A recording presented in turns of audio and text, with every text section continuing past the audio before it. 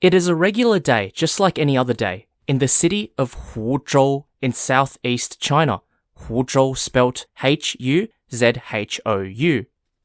People are eating out, people are having fun, people are playing on the streets, shops are all open, everyone's just having a lot of fun. Just a normal day like no other. Then, all of a sudden, in the nearby lake, there is a scream. People around are like, "What's going on?" Someone yells, "Look, there's something floating in the lake." Everyone goes to the lake and tries to see what that floating thing is. And as they look closer, they're all horrified. What they're seeing in the lake, floating there, is a rotting human corpse.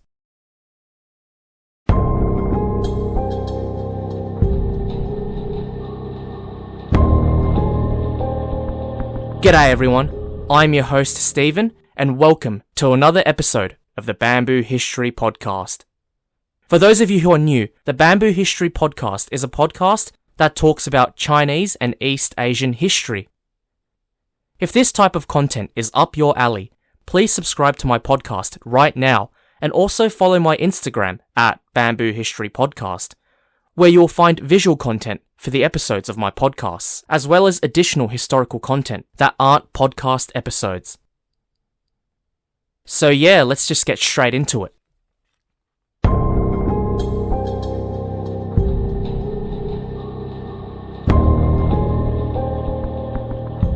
I've always been a fan of true crime, especially true crime podcasts. And just a shout out to my favourite true crime podcast, Case File. They're doing an amazing job. I love their content, and like me, they're Australian as well. Check them out.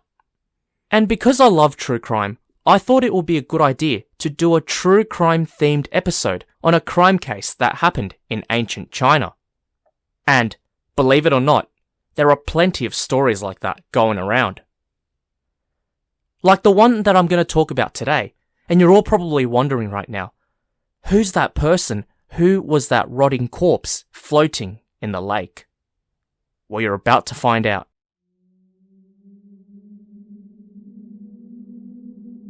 Around the same time, the mysterious floating corpse was found. A man named Zhou Sheng, spelt Zhousheng, made a report to the authorities that his best friend, Zhao San, spelt Zhaosan, had been missing for 3 days. The person responsible for the case would be the county magistrate, known in Chinese as either a xianling, Xianling, a zhixian, Zhixian, or they could also be known as a xianyin, spelled Xianyin. County magistrates back in ancient China are most similar to a modern-day mayor of a city or a county. Except, unlike the modern-day mayor, the county magistrate was also a judge, a chief of police, and also a tax collector, amongst an array of other duties, so they were almost like an everyday man in the government. Anyway, after Zhou Sheng reported the missing person to the county magistrate ordered a search to find Zhao San, but Zhao San was nowhere to be found. The county mayor suspected foul play. And he was right. When the body was found in the river, it was identified as Zhao San, the missing man. Hence, the missing persons case quickly became a homicide case. Similar to modern-day crime, ancient Chinese crime was also similar in terms of motives for murder. The county magistrate decided to bring in Zhao San's closest associates for questioning, knowing that murder was most likely committed by the people closest to the victim, just like modern-day murders. The people that the county magistrate brought in for questioning were Zhou Sheng, Zhao San's best friend and the person who reported the missing man; Sun Shi, spelt Sunshi. Sun Shi was Zhao San's wife; and Zhang Chao, spelt Zhangchao. he was a boat handler who was with Zhou Sheng and Zhao San before Zhao San went missing. The county magistrate asked each of them to recount their version of events leading up to Zhao San's disappearance. Zhou Sheng said, "Zhao San and I were best friends and brothers, and both of us had saved up a lot of money because we wanted to make it big, we wanted to get really rich, and we both agreed to go to the big city of Nanjing, to do business together. But it took ages to convince Zhao San to come with me because his bloody wife wouldn't let him go. So they had a lot of arguments over that, but eventually he convinced her. So the day he disappeared was actually the day that we were due to leave for Nanjing. The day before he disappeared, both of us had gone to the docks to talk to Zhang Chao and his crewmen because we wanted to make arrangements with them to help us transport us to Nanjing by boat. We all agreed that Zhang Chao would take us to Nanjing the next day, and then after we made that arrangement, we paid Zhang and his crewmen a deposit, and then we went to celebrate. We had a lot of food and we drank a lot, and then after that we both went home. And that was the last time I saw my best friend." Next, it was Sun Shi's turn to talk. She said, "Well, the day before my husband disappeared, he came home really late and he was really drunk. He was talking about his stupid trip with his friend Zhou Sheng to Nanjing, and he was saying, ooh, how excited he was and all that. I mean, I love my husband so much, and we've been married for a long, long time, and because of that, I don't want him to go. I don't want to let him go. I want to be with his side forever. And when he said that he was going to leave the next day, I got really sad. I begged him, Zhang Fu, don't go, don't go. And then he got angry, and we got into a huge argument. And then after that argument, we both went to bed, and the next morning he got up, I made him breakfast, and he left, and... sorry. And that was the last time I saw him. My love.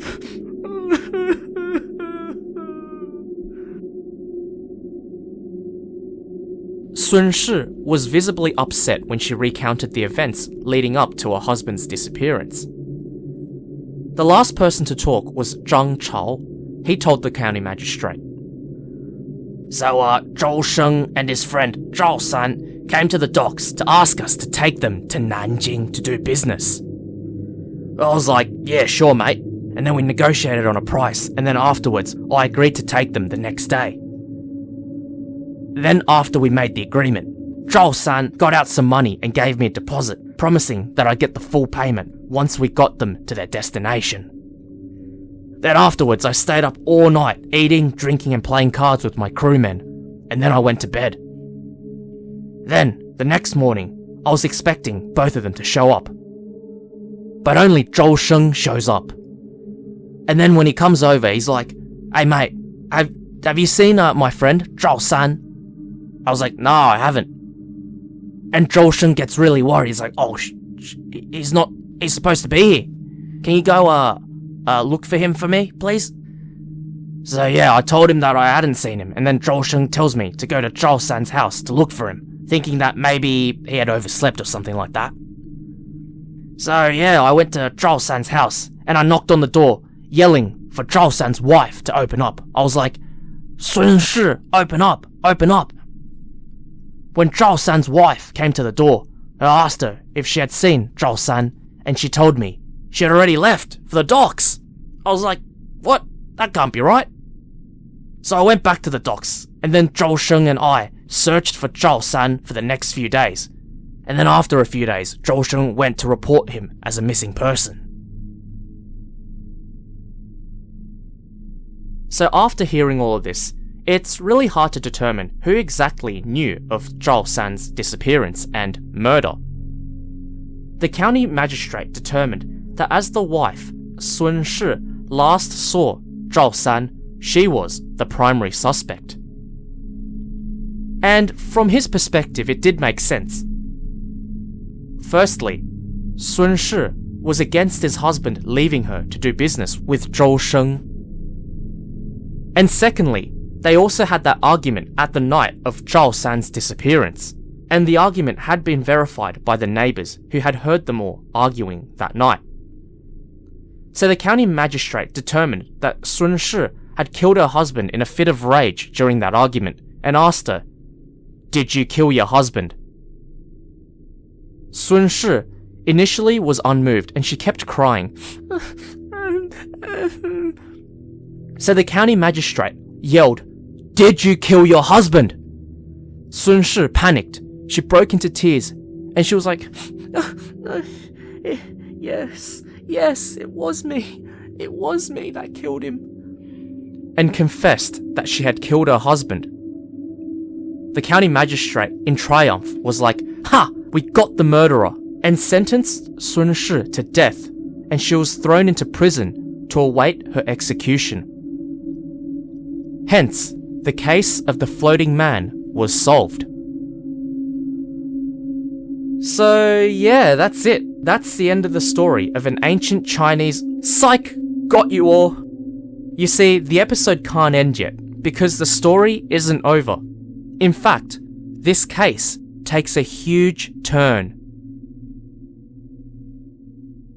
A short while after Sun Shi was thrown into prison, an investigator with the surname Yang, Y-A-N-G. I don't know what his given name is, sorry. Well, this investigator was reading through old case files when he stumbled across this case of the floating man. Similar to me, he was intrigued about this case as well, and he read on. As he read through the file, he realised something wasn't right with this case. And all of a sudden, his eyes lit up and it was like, "Oh shit!" And he ordered for Sun Shi to be questioned again. This time, she denied ever killing her husband. Wait, what? I'm confused now. You see, she had only confessed to the county magistrate at the time because she felt intimidated by the county magistrate, and she did so out of duress. When investigator Yang realised she was telling the truth, that validated his suspicions.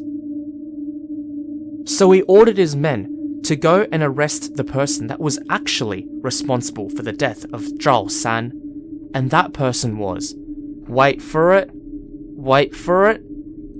the person who was responsible for the death of Zhao San was the person who had gone to look for Zhao San, the person who had agreed to transport Zhou Sheng and Zhao San to Nanjing, the boatman Zhang Chao.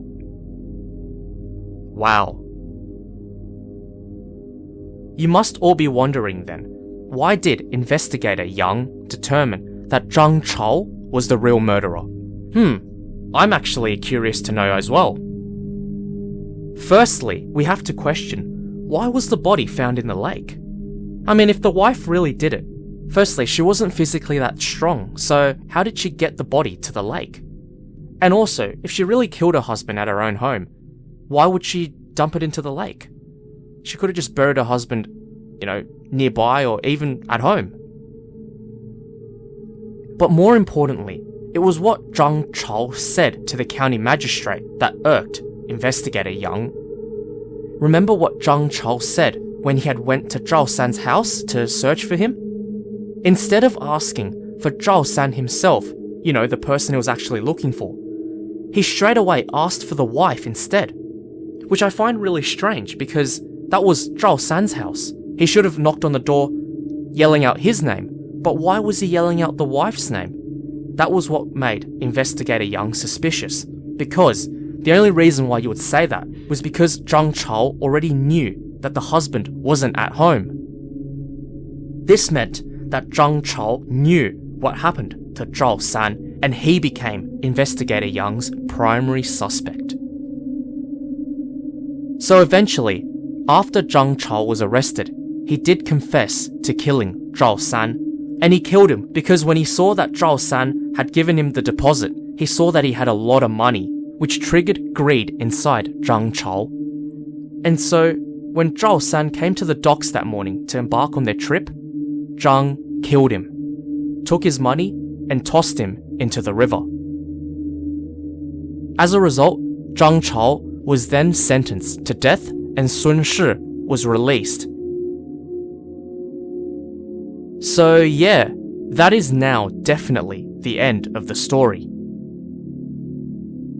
The story actually has many variants when I researched it online, with variations to the names of the characters, the location of the events, as well as the time period of these events. This particular version of the story, however, has been drawn from an actual historical text, a book written and published in the year 1626 by a man named Feng Menglong, spelt Fengmenglong. The book's name is 智囊全集, Zhinangquanji, and the author, Feng Menglong, compiles hundreds of stories, including this one, in his book with the intention of educating readers on how to attain greater intelligence and wisdom. I guess from my point of view, an important takeaway is not to make assumptions and instead analyze problems in depth before making your conclusions. In this case, the county magistrate messed up because he assumed straight away that it was the wife who had killed Zhao San, then justified his own conclusion in his mind, and then almost had an innocent person killed. Investigator Young, on the other hand, analysed the case file more carefully, questioned the wife first to validate his conclusion, and then went on to arrest the real killer, Zhang Chao. So yeah, that's it. That's the end of the story of the case of the floating man. I hope you enjoyed this episode and my shot at doing a true crime episode. If you want to hear more about ancient Chinese crime cases like this, please let me know. And yeah, before I go, don't forget to subscribe to my podcast and follow me on my Instagram. If you have any feedback, topic suggestions, or just want to reach out to me for a chat, you can either DM me on my Instagram or email me. Details will be in the description box below. Okay, time to go now. Thanks everyone for listening.